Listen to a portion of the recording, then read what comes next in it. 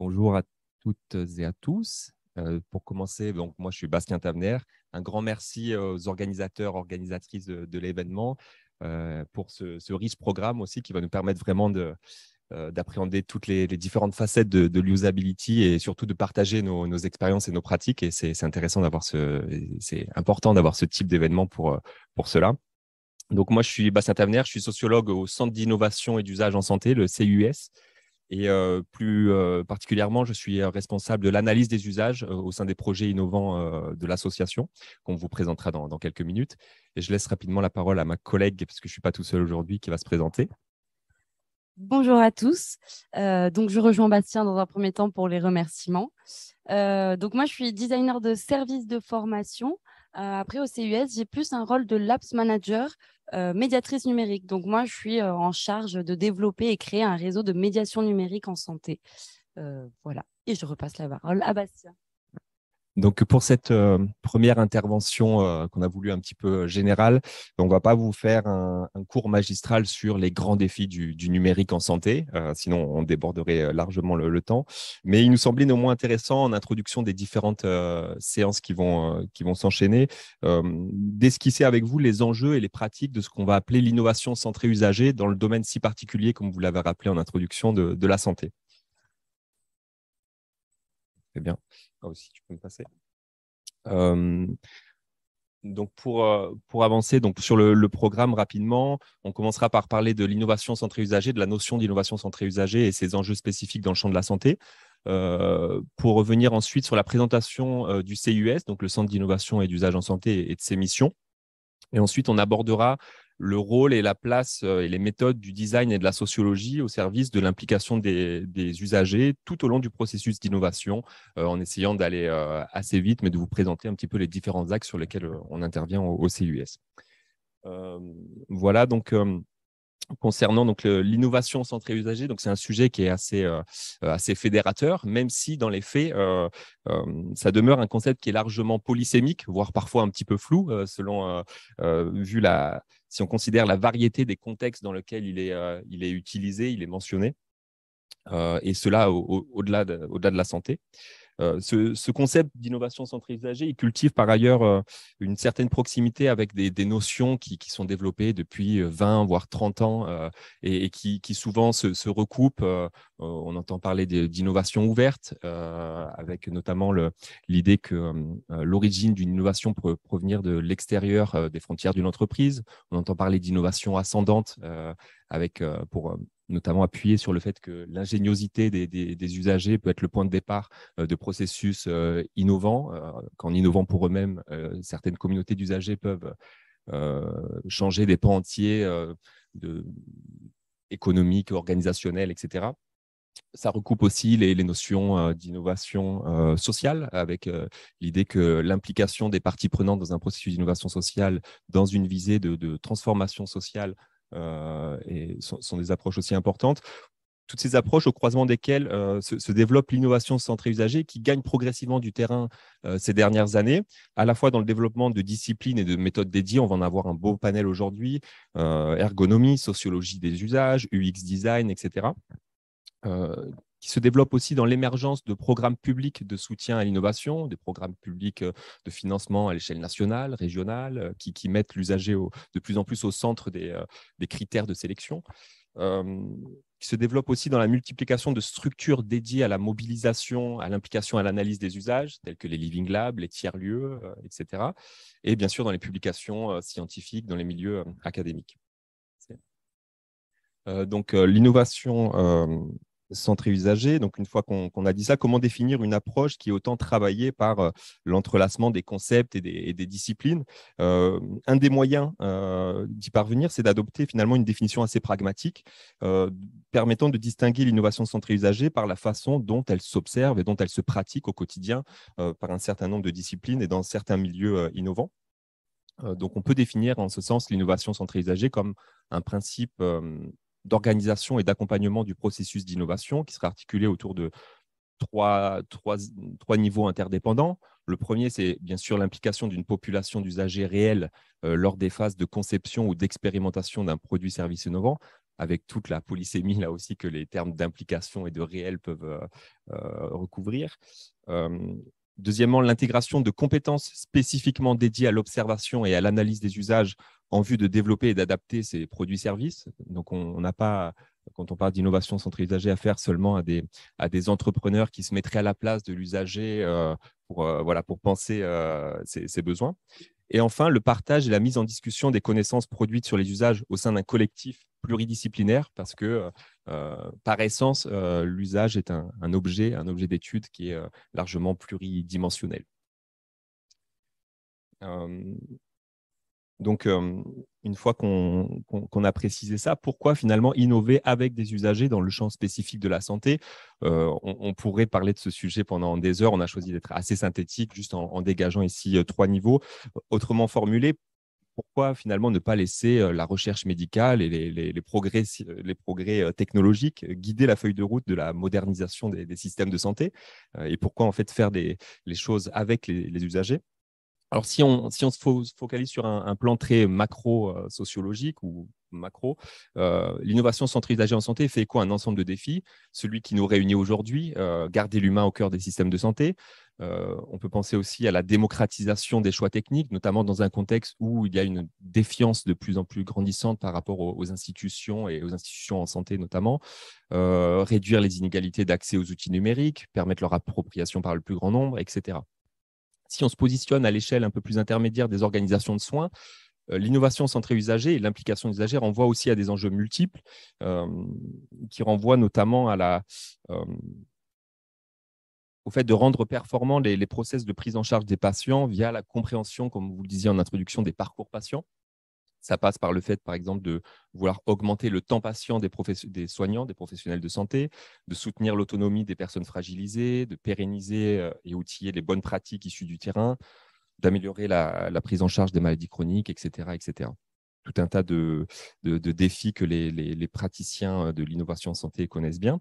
Et si on est à une échelle plus circonscrite des écosystèmes des solutions, c'est-à-dire vraiment des acteurs qui gravitent autour des dispositifs innovants qui sont expérimentés en santé, l'implication usagée, ça répond d'une nécessaire adaptation aux habitudes, aux contraintes, aux compétences et aux aspirations que les usagers, alors usagers au sens large, les professionnels de santé, les patients, les familles des patients, les aidants, etc., portent au quotidien.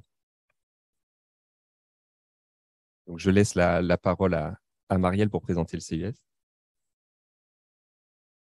Du coup, oui. Dans tout ça, le CUIS, donc le Centre d'innovation et d'usage en santé. Donc, c'est un laboratoire commun d'innovation qui regroupe à peu près 70 membres. Donc, on peut comprendre des usagers, des professionnels de santé, des représentants d'usagers, aussi des fédérations de professionnels.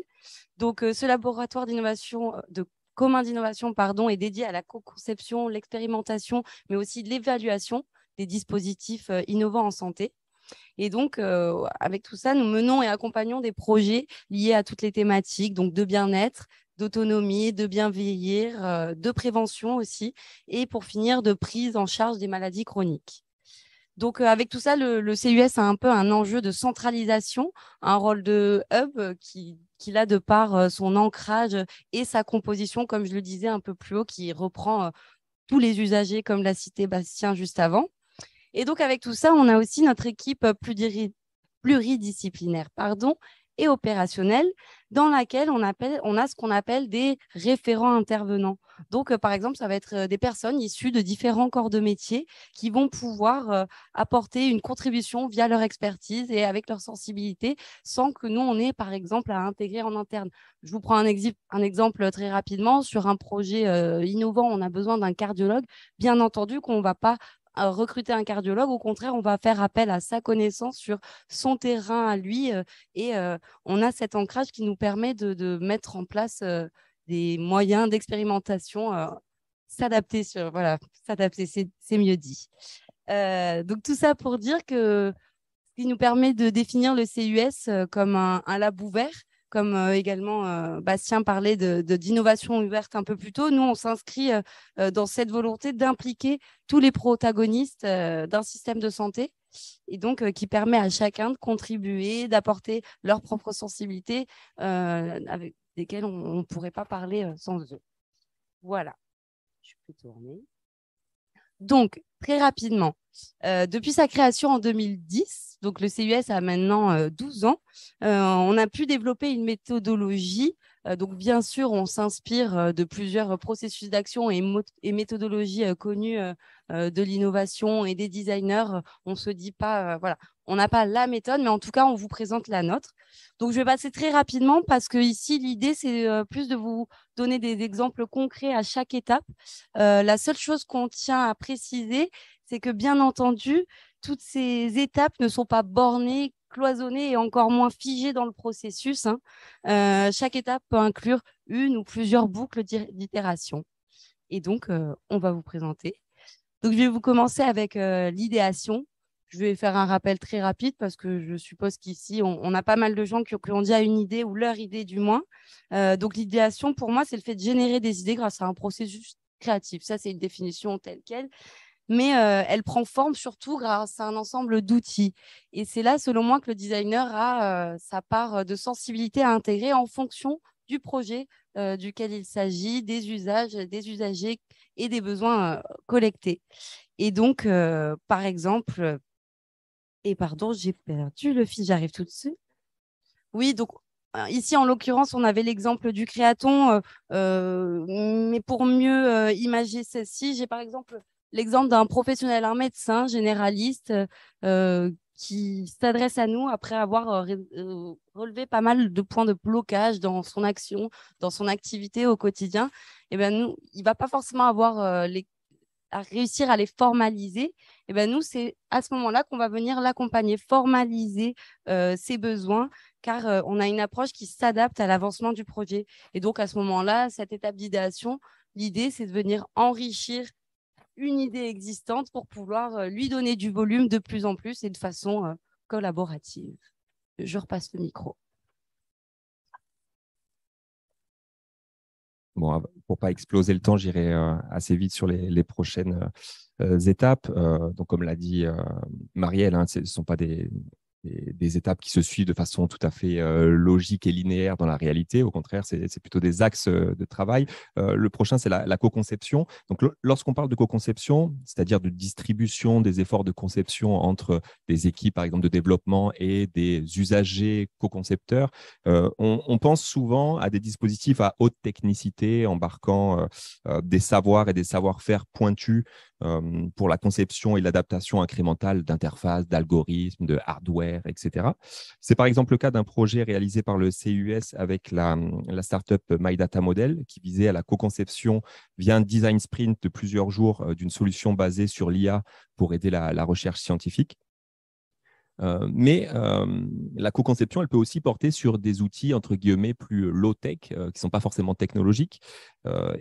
C'est l'exemple notamment d'un projet qu'on mène actuellement avec l'ARS, qui est un projet de co-conception d'un guide régional pour accompagner les projets de télémédecine sur le territoire. Et là, en l'occurrence, même s'il peut y avoir une brique numérique dans le fait que le guide soit sur Internet à terme, etc., ça peut aussi passer par des choses beaucoup plus simples qui facilitent l'appropriation des outils de télémédecine par les acteurs du territoire.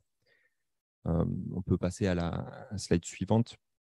Donc, il y a parfois des entreprises ou des laboratoires de recherche peuvent aussi nous contacter pour conduire des tests d'utilisabilité de solutions dont la conception a déjà été entreprise. Et l'enjeu, c'est alors de créer des conditions d'usage maîtrisées pour tester à la fois l'intelligibilité, la prise en main de ces solutions afin de les adapter à différents publics cibles.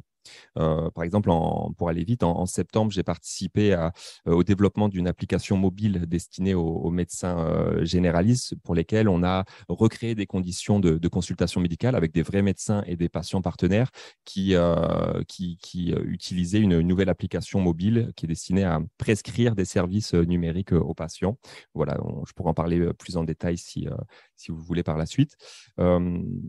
Étape suivante, quand le niveau de développement des solutions le permet, nous conduisons des expérimentations d'usage en situation réelle.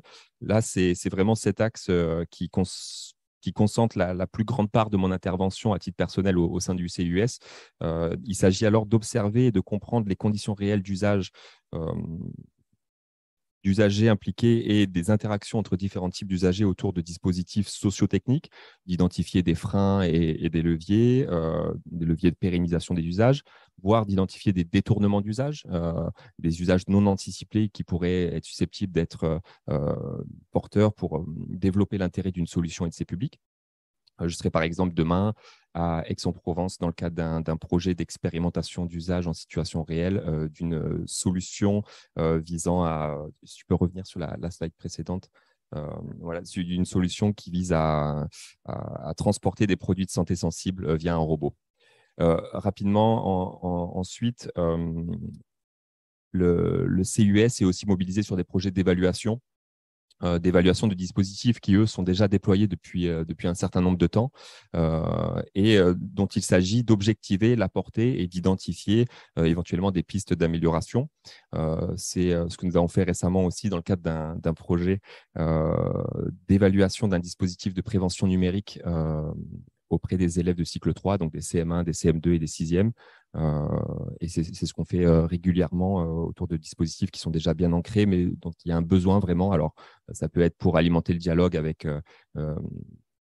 les financeurs, pour candidater à des labels ou à des registres publics où il y a un besoin d'objectiver de façon indépendante la portée de ces dispositifs. Je passe la parole à Marielle pour cette dernière étape.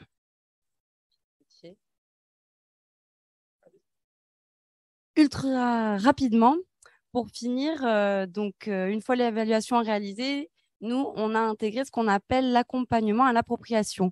Car selon moi, en tant que designer de service, trop souvent, c'est une étape qui est un peu laissée de côté.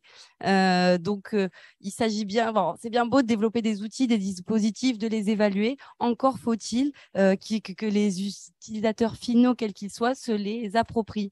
Et donc, pour ça, notamment, j'ai l'exemple des interventions que je mène dans différentes structures médicales et socio-médicales avec mon autre casquette de médiatrice numérique et notamment une casquette d'ambassadrice du dispositif et du déploiement Mon Espace Santé. Et donc, par exemple, c'est des interventions qu'on fait dans les halls des cliniques ou avec des représentants d'usagers, des associations pour expliquer Mon Espace Santé, sensibiliser ou tout simplement accompagner vraiment en termes d'une pratique numérique. Voilà, je ne sais pas scanner mon document et l'intégrer à Mon Espace Santé. Donc voilà, c'est aussi accompagnement à l'appropriation, c'est une étape ultra importante qu'on mène aussi au CIUS.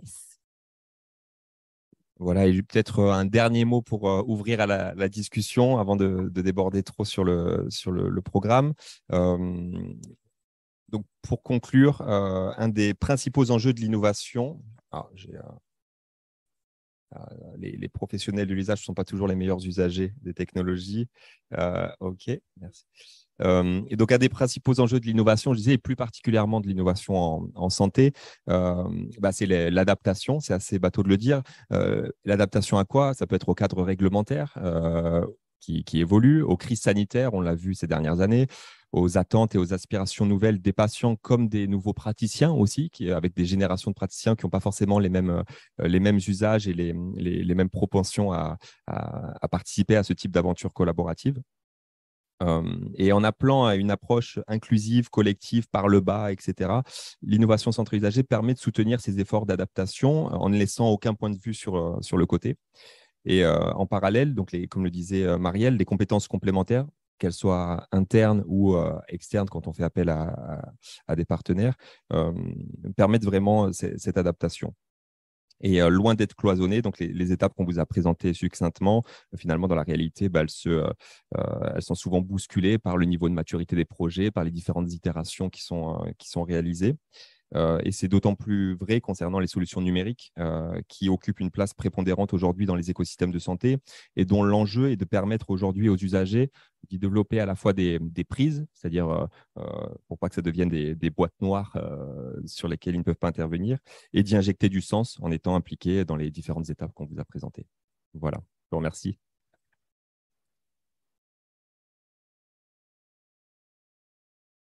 Des questions, des remarques?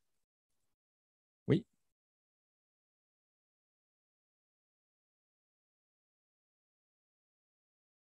oui, Happy Apps. Alors, Alors, dans le cadre de ce projet, donc c'est un projet qui est mené en collaboration avec le DEMG, voilà, donc le département de médecine générale de l'Université Côte d'Azur, et qui vise à développer une application dédiée aux médecins généralistes pour leur permettre de prescrire des applications de santé, des applications qui existent aujourd'hui sur les stores. Il en existe des milliers. Donc, tout le travail a été pour l'équipe de développement de vraiment avoir un filtre, donc de pouvoir avoir un catalogue qui filtre parmi toute la multitude d'applications en santé qui existent, ceux qui étaient validés par les professionnels de santé, qui étaient conseillés par donc les différentes professions. Ça peut aller sur les questions de diabète, par exemple, jusqu'à la pression artérielle, etc. Et donc, il y a eu une réduction du catalogue à des applications validées par les professionnels. Et donc, cette application va aider en situation le médecin généraliste donc à renseigner le profil de son patient pendant la consultation et à lui prescrire aux côtés des prescriptions classiques. Éventuellement, pour suivre votre pression artérielle, pour suivre votre diabète, vous pouvez télécharger telle application et on en parlera lors de la prochaine consultation pour voir si ça vous a aidé, etc. Et donc, pour mener à bien ce projet, on a observé pendant toute une journée des interactions entre des jeunes médecins généralistes et des patients partenaires, donc qui se projetaient en fait. Donc c'est là où on était dans des tests d'utilisabilité, on n'était pas encore en conditions réelles. Ils se projetaient dans des scénarios d'usage, donc on leur donnait une pathologie, ils devaient suivre cette pathologie, et nous on regardait concrètement comment le médecin arrivait à s'approprier l'application, est-ce qu'il arrivait bien à lire, à prescrire, etc. Voilà.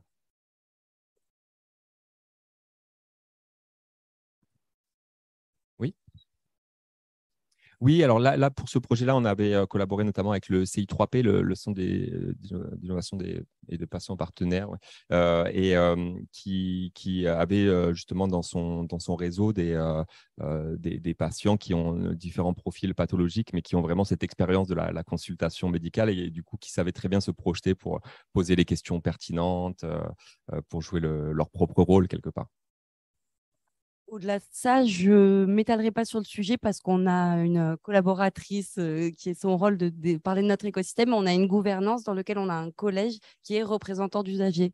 Donc, dans notre écosystème, au besoin aussi, donc là, ce n'était pas en l'occurrence pour ce projet, on a voilà, tout un collège de représentants d'usagers qu'on sollicite en fonction de nos besoins. Et en général, ça leur plaît parce que c'est des patients experts qui sont contents d'être sollicités pour avoir leur avis et retour d'expérience. Voilà. Pas forcément. C'est bien sûr. C'est pour ça qu'il est très important de veiller à la diversité des parties prenantes dans les projets en fonction des phases, quand on est vraiment sur de l'utilisabilité ou quand après on est en situation réelle où là, il faut que vraiment tout le monde ait la parole, patient expert ou pas, pour vraiment exprimer, voilà, parce que une histoire différente avec le système de santé, une expérience différente avec les outils, etc. Oui, bonjour.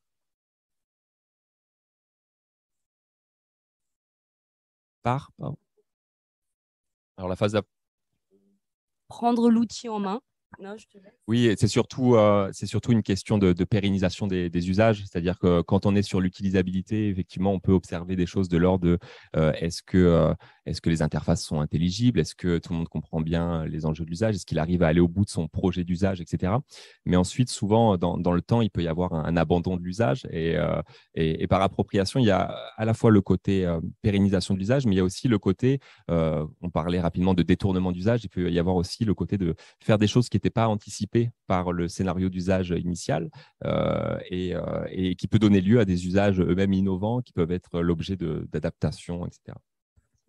Ce que j'aime bien dire, moi, pour ça, c'est qu'en général, donc, il y a dans les étapes du projet, il y a ce qu'on appelle l'immersion en tant que designer de service ou peu importe, et qui est le moment donné pour relever ses besoins. Mais ce que j'aime bien dire, c'est que les designers et autres compétences n'ont pas tous des super-héros. Et donc, comme le disait Bastien, au moment de ces temps d'intervention, d'appropriation et on observe l'usage, ça relève de nouveaux besoins qu'on n'aurait pas pu déceler au moment de la recherche et de l'immersion. Et donc, c'est cette boucle itérative voilà, qu'on peut mettre en place tout le temps. Et donc, l'appropriation, c'est voilà, prendre en main, être sûr que la pérennisation du projet se réalise et que l'outil est bien pris en main et qu'on n'ait pas oublié des choses pour le bon déroulement. Voilà, d'autres questions? Non, c'est déjà. Très bien. Merci à tous pour vos questions. Bon, mais déjà, bonjour à tous. Je souhaite déjà remercier Télécom Valais pour l'événement. Ça me fait vraiment très plaisir d'être parmi vous et j'espère qu'on distribuera la bonne parole de l'UX un peu plus loin en France et déjà dans la santé. C'est déjà un bel objectif parce qu'il ne faut pas oublier qu'on a des patients au bout. Donc, c'est vraiment un bel événement. Oui. Oui. D'accord. Désolé. Donc, du coup, petite présentation rapide. Je m'appelle Damien Delahaye. Je travaille pour Olea Medical depuis 4 ans en tant que UX Researcher. Donc, Olea Medical fait partie du groupe Canon, plutôt dans la branche IRM. Cette présentation que j'ai nommée l'UX face aux enjeux de l'IRM, qu'est-ce qu'elle cache? Tout d'abord, l'UX, qu'est-ce qu'elle nous a permis de faire? Proposer des innovations, des solutions face à un problème. C'est vraiment l'objectif de cette présentation. Vous montrer qu'est-ce que peut vous amener l'UX. Petit sommaire rapide. Première étape, comment on a basculé progressivement vers une vision centrée utilisateur, qui n'était pas forcément intuitif au démarrage. Ensuite, les process qu'on a utilisés, donc UX, expérience utilisateur et les outils qu'on a pu utiliser. Donc, bien sûr, je ne vais pas vous énumérer tous les outils, mais les plus importants et ce qui me semble important de vous montrer aujourd'hui. Et enfin, quelques retours d'expérience et des bénéfices que vous pouvez espérer si vous mettez en place cette méthodologie UX. Tout d'abord, je ne sais pas si vous le savez, mais l'IRM connaît une situation vraiment complexe à l'heure actuelle. Tout d'abord, il faut savoir qu'il y a une vraie pénurie de manipulateurs radio. On estime entre 1500 et 2000 postes vacants, dont 900 rien qu'en Île-de-France. Qu'est-ce que cela a comme conséquence? Déjà, cela entraîne des fermetures de centres de radiologie, donc pas définitifs, mais des vacations, par exemple une matinée, un vendredi matin, ils ne vont pas pouvoir faire tourner le centre d'imagerie. Un autre problème qui se répercute directement sur la masse salariale, sur les manipulateurs radio, car vu qu'il y a cette pénurie, des vacations qui se tenaient auparavant avec 2, voire 3 manip radio, ils se retrouvent seuls à tenir toute cette cadence infernale. Enfin, une de leurs craintes, qui s'exprime par un mot très souvent lors des entretiens, c'est cette peur de devenir des presse-boutons. Cela survient suite à l'arrivée poussive de l'automatisation et de l'intelligence artificielle, certes qui a des bienfaits, mais aussi il ne faut pas oublier que l'homme a sa place, a son champ d'expertise, qu'il peut apporter quelque chose et il ne faut pas à tout prix le remplacer. Donc il y a une vraie crainte vis-à-vis de cette poussée de l'intelligence artificielle, notamment dans le domaine de l'imagerie, parce qu'on sait qu'on devient de plus en plus performant dans ce domaine-là. Il y a aussi une augmentation forte de la demande d'examen, le Covid avec des renforts dans les mesures de sécurité. Et enfin, le dernier coup, bien sûr, tout ça a un coût. L'IRM, c'est des millions d'euros à installer. Donc, il faut toujours plus de productivité. Il y a une forte pression pour être rentable. Ça tient vraiment à un fil. Donc, la moindre coupure d'activité peut être vraiment critique pour le centre. Pour pallier à ça, ça fait des années et des années que maintenant l'IRM existe. Ils se sont beaucoup focalisés sur l'optimisation technique, c'est-à-dire les algorithmes, la recherche, parce que c'est vraiment de la recherche fondamentale, la physique de l'IRM, l'intelligence artificielle, le hardware avec la machine, les antennes. Donc la machine, ça peut être par exemple, si vous avez déjà fait un IRM, la table, maintenant, elle est automatisée. Elle va se remettre à la bonne hauteur, elle va vous disposer automatiquement, il va y avoir un retrait de la table. Tout ça sont des innovations, des optimisations techniques qui, auparavant, il y a 10 ans, ça faisait gagner des minutes entières sur le workflow. Maintenant, on est arrivé à un tel extrême dans l'optimisation que ça joue sur 1, 2 secondes. Ça devient très compliqué d'optimiser encore plus la technique. Face à ce constat-là, on n'arrive plus à optimiser plus, à aller plus loin dans la productivité en se focalisant sur la technique, sur la recherche. Est-ce que ce n'est pas l'opportunité rêvée de se reconcentrer sur l'humain au cœur du système? Donc ça, je pense que c'est un peu le cœur de cette journée, de ces conférences, c'est de remettre l'humain au centre de la santé. Bien là, c'est vraiment le sujet. C'est-à-dire que maintenant, il faut sortir un peu du prisme de la technique et on a repris vraiment le système dans sa globalité et refaire vivre l'humain. Pour ce faire, Olea Medical, qui je travaille du coup, qui est de base un concepteur de logiciel vraiment dédié au post-traitement de l'imagerie type recherche, vraiment plus pour l'IRM et le CT, ont décidé de prendre à bras-le-corps ce problème et déjà de faire un effort eux-mêmes de basculer dans une vision ciblée utilisateur. Et on va voir comment on s'y est pris. Ce changement de perspective, c'est déjà reconnaître qu'on ne peut pas concevoir un produit uniquement sur l'intuition. Donc ça, c'est vraiment, si vous êtes des futurs entrepreneurs ou des chefs de projet, etc., c'est vraiment un point qui me semble vraiment très important. C'est-à-dire que même si vous avez acquis beaucoup d'expérience dans un domaine, l'intuition ne suffit pas à créer un projet. Ça peut marcher sur un coup de chance, même une deuxième fois, mais sur le long terme, vous aurez des problèmes. Donc vraiment, même si l'intuition peut être un bon démarrage, essayez de vous raccrocher à des technologies UX, compréhension des besoins, compréhension de l'activité, des tâches, de l'écosystème, des frustrations de la personne. Ne partez pas bille en tête sur un projet parce que vous pensez avoir raison à tout prix.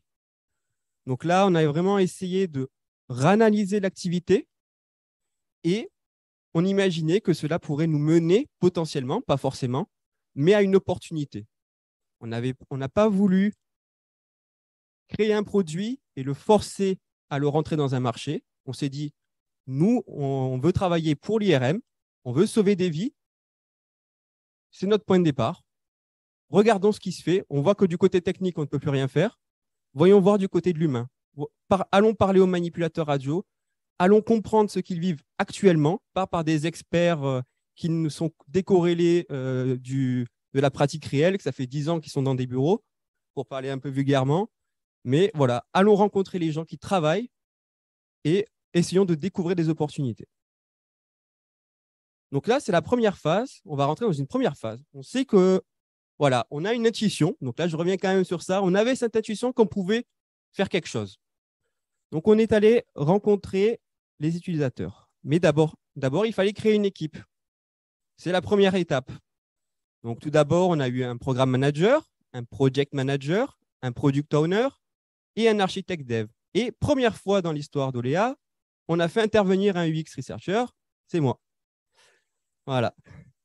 Et donc ça, c'était un premier pari pour eux déjà, parce que c'est historiquement, quand on fait des logiciels de post-traitement, dans l'IRM, on est vraiment très axé recherche, ingénierie, l'UX, le design, on ne comprend pas trop ce que c'est. Donc c'est vrai que ça a été une superbe chance et je les en remercie de m'avoir fait confiance sur ce projet et de pouvoir mener avec cette équipe ce projet. Bien sûr, par la suite, nous avons intégré des développeurs, des QA et des designers pour aller plus loin dans les maquettes. Une fois qu'on avait notre Dream Team, on a pu partir en workshop en complète découverte.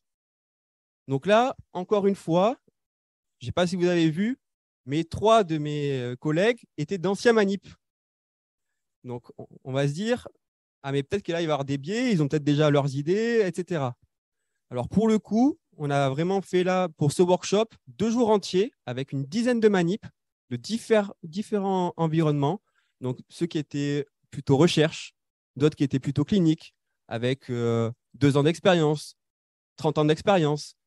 Vraiment un panel assez large et on n'intervenait absolument pas. On les a laissés complètement en roue libre, aucune contrainte de ressources, de délai, de technologie. On voulait vraiment savoir ce qu'ils voulaient rêver. Alors, si nous demandaient une IRM volante, bon, on aurait peut-être dit non, mais le but, c'était vraiment de leur dire allez-y, vraiment, on va faire un tableau des opportunités. Alors, ils nous ont sorti par rapport aux technologies, par rapport aux interfaces qu'ils aimeraient qu'on puisse faire, par rapport à la qualité de l'image, par rapport aux patients, par rapport à l'organisation. Le but, c'était vraiment de voir ce qu'ils voulaient, juste parler avec eux. Ensuite, on a fait quelques personas pour un peu identifier, parce qu'ici, il y en a plusieurs. Il y a eu différentes perspectives de personas. Et puis, nous, ça nous a aidé à choisir le bon, celui qui faisait sens pour nous. Nous avons par la suite travaillé un premier workflow. Vu qu'ils étaient une dizaine, on a pu avoir quand même un certain consensus, malgré les différences dans les pratiques. Ça nous a permis de voir ce qui se faisait à l'heure actuelle, les différentes contraintes. Et déjà, au bout de 2 jours, intenses avec eux, générer des premières idées. Ces premières idées en poche, on arrive dans la phase vraiment très importante. Donc là, on arrive dans une phase de recherche et d'analyse assez poussée. Donc, fort de ce workshop, on a dû bien sûr l'analyser. Comme vous le savez sûrement, les gens verbalisent ce qu'ils savent, mais quand on leur demande ce qu'ils font, généralement, entre ce qu'ils font et ce qu'ils disent, il y a une certaine marge de manœuvre. Donc, du coup, on est allé sur le terrain, on a fait des observations. Le but, c'est de ne pas interagir avec eux, c'est vraiment de les voir évoluer et d'essayer de voir peut-être les différences par rapport à ce qu'ils nous ont dit, mais d'aller vraiment beaucoup plus loin dans le workflow, comme j'ai pu le faire à droite, comme vous pouvez le voir à droite. On a fait aussi toute l'analyse bibliographique, de la littérature, parce qu'on avait déjà une petite idée de la solution, donc voir si c'est vraiment faisable, si c'est pertinent, est-ce qu'il y a des antécédents.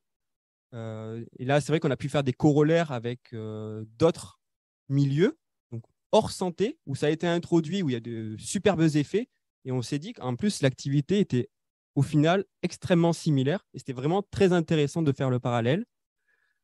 Cette phase de discovery, de recherche, est vraiment très importante à faire en amont. Elle est souvent bâclée dans les projets. Souvent, les personnes vous disent « Non, non, allez, on code, on développe ». Et le problème, c'est que si on va trop vite, vous allez à la fin avoir forcément à refaire des choses. Le problème, c'est que le code, c'est ce qui coûte le plus cher. Donc, il vaut mieux prendre le temps de la réflexion.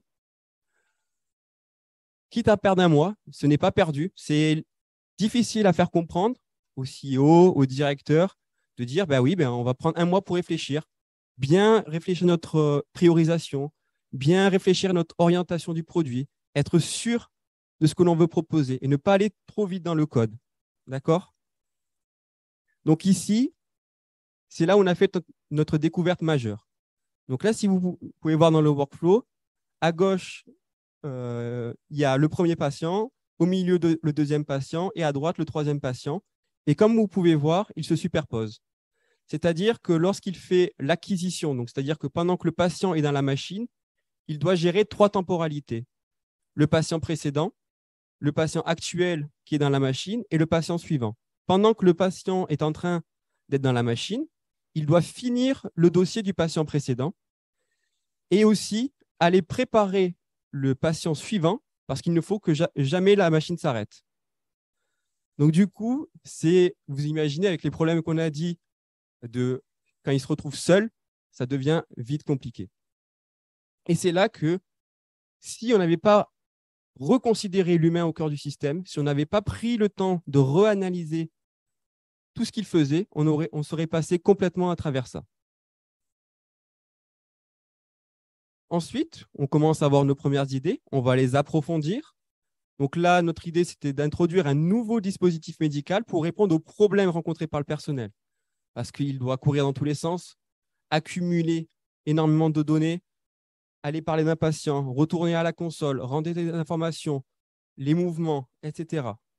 La tablette pouvait potentiellement résoudre pas mal de soucis. l'amélioration de la communication, la traçabilité, la surveillance du patient, une meilleure fluidité du workflow, l'accès à l'information à n'importe quel moment, n'importe où et actualisé. Mais ensuite, ce n'est pas tout d'avoir des idées, il va falloir les confronter au réel. Nous avons fait des storyboards.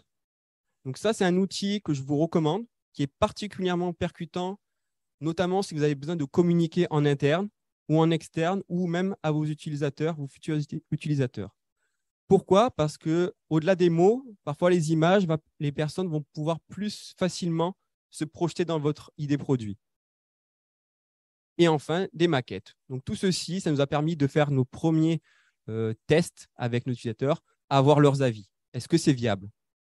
Donc là, on a eu notre validation. Mais ce n'est pas tout d'avoir l'accord des utilisateurs. Encore faut-il que ça ait du sens pour le marché, parce que même si on veut sauver des vies, si notre produit n'est pas vendu, ben, on n'en sauvera aucune. Donc du coup, il fallait être sûr aussi qu'il y avait une appétence pour le marché, qu'on ait les bonnes cibles, que ça corresponde à notre image de marque, notre stratégie, etc. Une fois que tout a été validé, les utilisateurs, le marché, tout était aligné, on peut partir en conception, ça devient un produit. Donc là, ce n'est pas l'objet de la conférence de rentrer trop dans de l'opérationnel.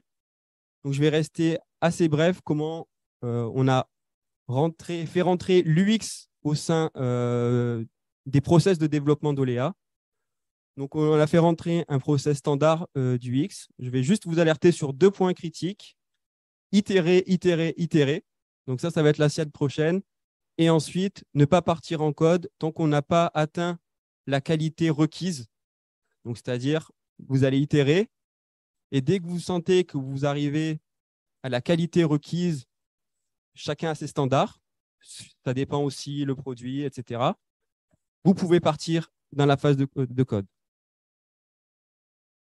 Donc, pourquoi l'itération est si importante?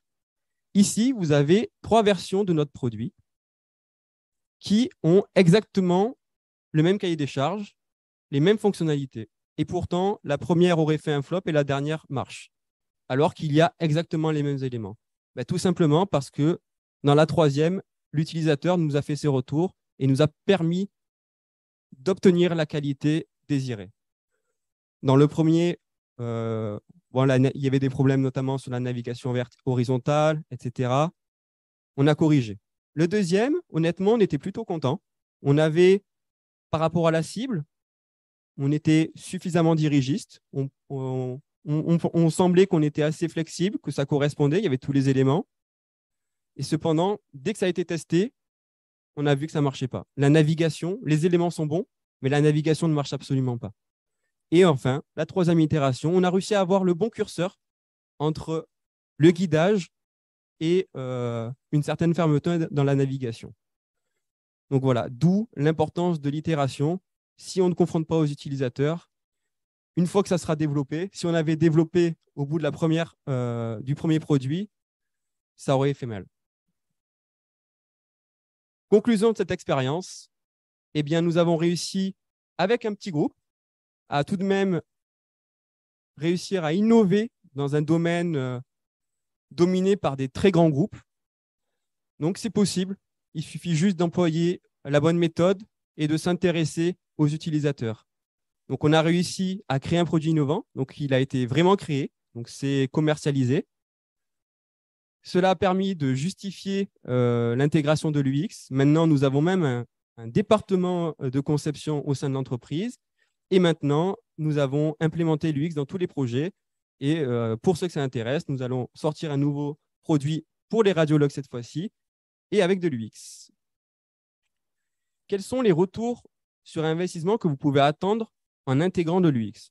Je ne vais pas vous sortir des chiffres sortis d'Internet, ce n'est pas intéressant et vous pouvez les retrouver vous-même. Par expérience, déjà, nous, ça nous a, je pense, amélioré au niveau de l'image de marque, notamment quand on a travaillé avec les différents centres cliniques, parce qu'ils ont vu que, à force d'itérer, eh bien, tout simplement, on les écoutait vraiment et ils voyaient que ce qu'ils nous avaient dit 6 mois auparavant, on l'a intégré. Donc, tout de suite, ça a créé une relation de confiance. Ils nous en disent plus, on travaille plus avec eux, etc. Et bien sûr, ben, ils vont parler de notre produit, ils vont dire regardez ce qu'ils ont fait, ils nous ont bien écoutés, etc. L'usabilité, forcément, un bon produit, il va falloir qu'il soit… Maintenant, il y a des standards, les gens sont habitués à leur téléphone, les gens sont habitués aux applications, ils ont un standard. Les sites web d'il y a 20 ans, ça ne marche plus maintenant. Une meilleure cohérence, notamment sur la longueur de la navigation de l'application, savoir rester cohérent. La satisfaction de l'utilisateur va augmenter. Et un point qui est aussi important, c'est une réduction drastique du coût du temps de développement et la maintenance. Par exemple, notre produit historique, qui n'avait pas de processus UX, et du coup, on est beaucoup dans la maintenance, beaucoup de reworking pour arriver à le maintenir. Augmentation des ventes. Et un que je rajoute moi-même personnellement, c'est vraiment, cela diminue les risques de développer de mauvaises fonctionnalités, de choisir de mauvaises orientations produits. Donc, si vous intégrez en cours de produit l'UX, si vous êtes convaincu par l'UX, essayez de mettre des métriques à l'instant T avant d'intégrer l'UX. Mettez-vous des métriques, évaluez votre produit, faites un cycle d'UX, refaites vos tests métriques et voyez si vous avez bien apporté quelque chose. Enfin, je vous laisse des commentaires de la team sur la valeur de l'UX. Je vous laisserai lire à l'occasion si ça vous intéresse pour ne pas dépasser le temps. Et merci à tous.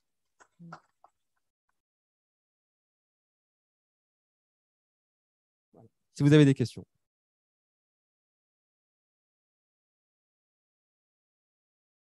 3 ans. 3 ans. Là, c'est en cours. C'est en cours d'installation maintenant. C'est les premières installations se fait en ce moment. C'est, si je ne dis pas d'erreur, 2019. 2019. Donc, ça fait 3 ans qu'on est dessus. Oui.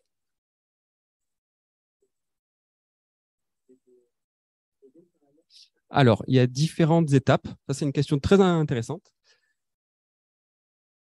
Alors, si oui, si nos prototypes étaient codés ou uniquement fake, donc uniquement des maquettes, donc c'est vrai que c'est très intéressant parce que ça dépend de la problématique. Alors, vu qu'on était sur du domaine tactile, pour la plupart des choses, la plupart des maquettes, avec Adobe XD, Figma, ça suffit largement. Par contre, on avait certaines fonctionnalités qui nécessitaient des drag and drop ou des manipulations un peu trop avancées. Et là, on a fait du code. On a fait vraiment coder, mais on ne faisait pas coder toute l'interface. On faisait un petit carré un trou dans la maquette. On faisait là du vrai code et autour du fake. Oui, je ne sais pas.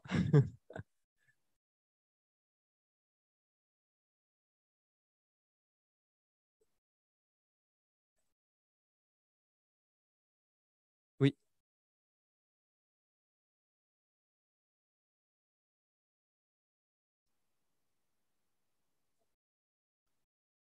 Bah, ça a été pas mal d'évangélisation. Et j'ai eu la chance aussi d'avoir quand même une équipe qui m'a beaucoup soutenu avec les directeurs. Et aussi, on a essayé de prouver à chaque fois, donc étape par étape, dans le produit, montrer les retours, essayer de montrer des chiffres. Par exemple, vous pouvez faire des tests d'usabilité qui sont avec des métriques qui sont vraiment précises. Vous pouvez voir, vous regardez ce qu'on a pu atteindre. Euh, N'hésitez pas même à, par exemple, ce qu'on a pu faire, c'est lors de tests, faites venir une personne, ça ne vous coûte rien, vous le mettez en mute et il voit un peu la valeur de votre travail et il ne va pas se dire ah, il fait que des boutons. C'est pas, on ne fait pas que des boutons, on l'a choisi en vert parce qu'on avait envie. Et c'est vraiment essayer de leur faire comprendre qu'il y a une vraie expertise derrière ça, un savoir pour faire les entretiens, d'analyse, etc. Et que ça va beaucoup plus loin que ça. Donc n'hésitez pas à les faire participer vraiment au quotidien, leur évangéliser au maximum. Et il faut prouver. Après, du coup, on a eu la chance d'avoir ce projet où on nous a laissé prouver la valeur de l'UX aussi. Ils nous ont donné la chance de le faire. Donc, voilà.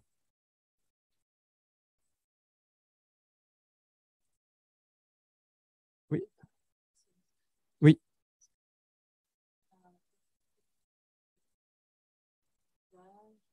Alors nous, du coup, on a beaucoup, parce qu'en fait, on n'a pas pu, on a une toute petite équipe.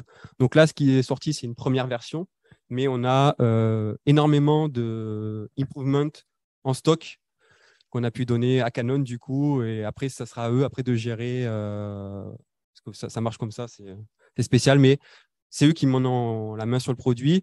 Nous, on a tout donné, tout ce qu'on a pu, tout notre savoir, toute la liste de fonctionnalités et à eux d'intégrer après par la suite. Voilà. Ça, je ne sais pas.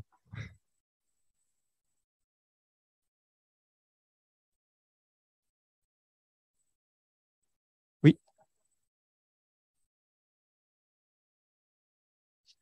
oui. Donc, alors ça, c'était vraiment pour le premier workshop. Ensuite, on a fait, on a fait du recrutement pour faire tourner, avoir de nouveaux. Alors, en plus, il y a le problème politique, comme on est un certain constructeur. Ça peut être compliqué d'aller voir d'autres personnes du même constructeur parce qu'il y a aussi l'espionnage industriel. Il peut y avoir on ne voulait pas que notre projet, en le montrant, puisse fuiter n'importe où. Moi, je n'avais pas le droit de parler directement, par exemple, aux manips, enfin, d'aller les chercher moi-même. Donc, on avait vraiment une personne dédiée qui pouvait, parce qu'il était au courant, par exemple, des accords financiers qu'il y avait, etc. Donc, c'est vrai que c'est un domaine, la santé, hélas, où ça peut être vite compliqué pour l'UX d'avoir accès à ces ressources. Cependant, la chance qu'on avait dans l'équipe, c'est vrai qu'on avait 3 anciens manips. Donc, ça nous a permis de, pour les premières étapes, pour les premières itérations, suivant la criticité de la feature, on se faisait confiance parce que voilà, on était quand même 3 manips. Moi, derrière, qui avait fait quand même, maintenant, ça faisait 2 ans que j'étais dedans, donc j'avais fait suffisamment de recherche, je connaissais quand même maintenant le sujet. Les premières itérations, on pouvait les faire entre nous. Ça nous faisait gagner du temps. Et lors des dernières, l'évaluation finale ou avant-dernière, là, les vrais utilisateurs. Mais gagner du temps. Si on faisait à chaque fois avoir besoin, en fait, on n'aurait jamais avancé. C'est impossible. Donc, c'est vrai que d'avoir en interne ces personnes-là, ces ressources-là, ça nous a quand même beaucoup aidé et fait avancer. Donc, il faut jongler aussi par rapport à la criticité de la feature. Certaines, on n'a même pas du tout confronté l'utilisateur. Parce que vraiment, un panneau de configuration, ben, on s'est dit, voilà, par rapport à tout ce qu'on a à faire, ce qu'on doit sortir, la criticité, là, il n'y a pas de risque. Là, on se fait confiance, on réfléchit en bonne intelligence, on fait nos process UX, on fait une bonne usabilité. Il n'y a pas de risque. Par contre, voilà, quelque chose où il va vraiment jouer au quotidien avec. Là, on ne peut pas se permettre de se priver de lui. Par exemple, une configuration où on sait qu'il va rentrer dedans juste le jour de l'installation et plus jamais rentrer dedans, bon, on peut se permettre. Donc, c'est toujours le bon curseur.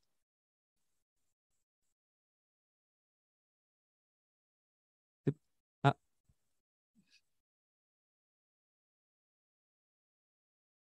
pas forcément.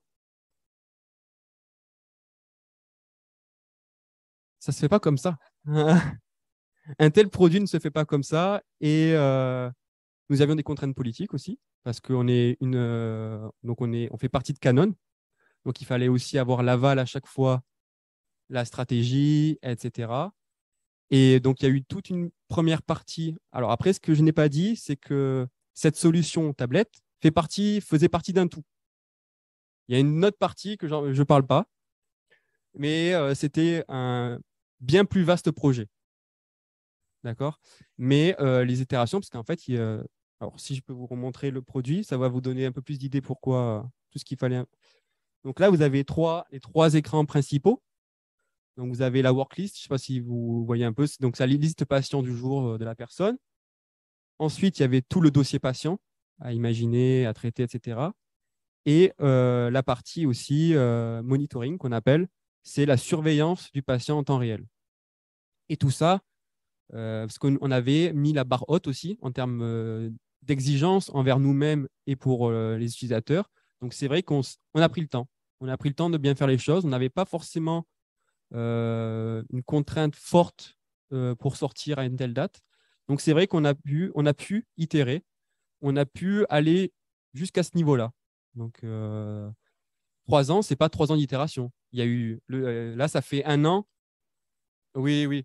Mais ça doit faire. Alors, je vais peut-être dire une bêtise. Ils vont peut-être me taper sur les doigts en voyant le live, s'ils me regardent. Mais ça peut être 1 an qu'on est vraiment sur de la prod dure. Et que.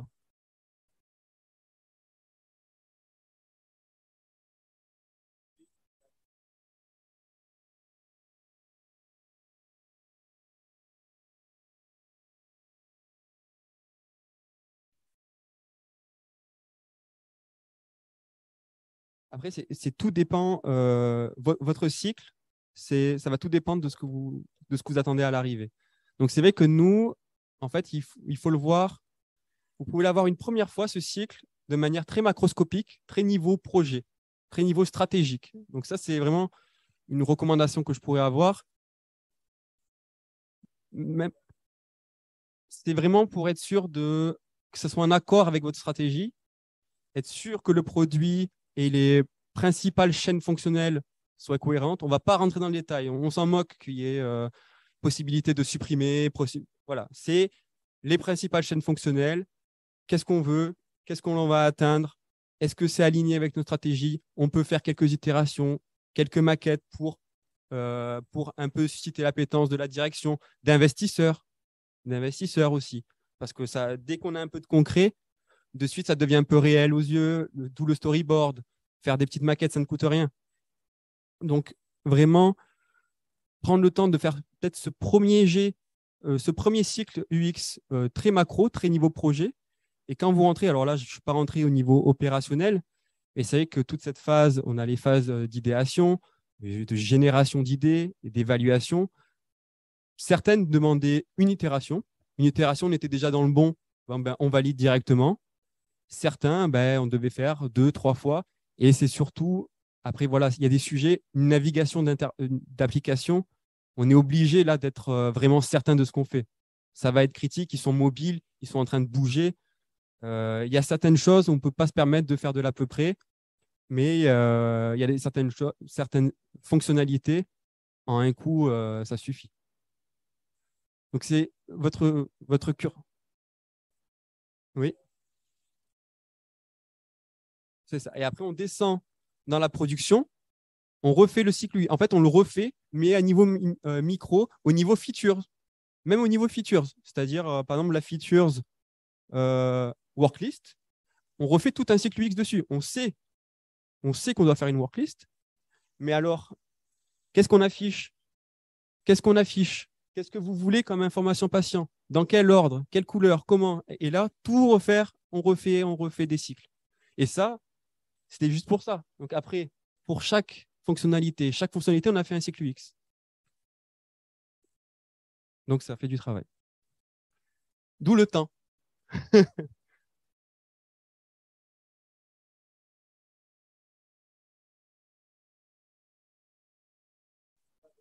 Ouais, ouais. Il y a eu 1 an, bien, je pense, pour rien que comprendre vraiment là où on voulait en venir, vraiment comprendre l'intérêt du projet.